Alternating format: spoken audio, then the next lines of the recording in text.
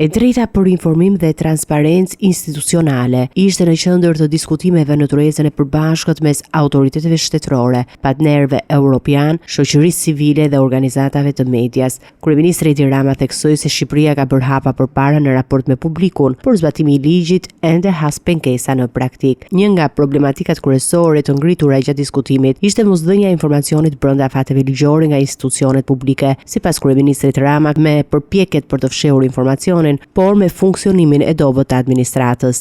Një pjesë e konsiderueshme e gjithë këtyre problematikave që vijnë këtu në formë shifrash nga zonjat lidhet me thjesht dhe vetëm përtatësinë burokratike. Nuk është një barikad për të mbajtur informacion, por është një problematike funksionimit brendshëm të mekanizmit administratës, kur vjen puna tek intensiteti me të cilin vjen kërkesa dhe tek intensiteti me të cilin duhet përgjigjesh. Në këtë kontekst, kreu i qeverisë kërkoi masa konkrete ndëshkuese për drejtuesit e institucioneve që nuk përmbushin detyrimet ligjore për transparencë, duke theksuar se përgjegjësia individuale është thelbësore për funksionimin e shtetit ligjor.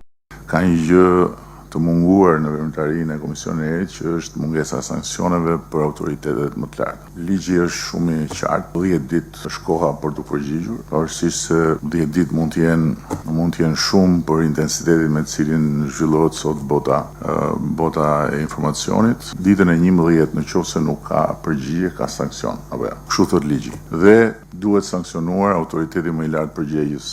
Ne i kemi kërkuar të gjithë ministrave të bëjnë delegimin e kësaj përgjegjësie tek sekretarët e përgjithshëm. Një pjesë e kanë bërë, një pjesë nuk e kanë bërë akoma. Duhet sanksionohen ministrat, duhet sanksionohen sekretarët e përgjithshëm në ditën e 11. Gjatë fjalës së tij, kryeministri bëri me dije edhe një tjetër nismë që lidhet me median, duke deklaruar se qeveria synon të përjashtoj gazetarët nga ligji për shpifjen në funksion të garantimit të lirisë së shprehjes dhe informimit publik.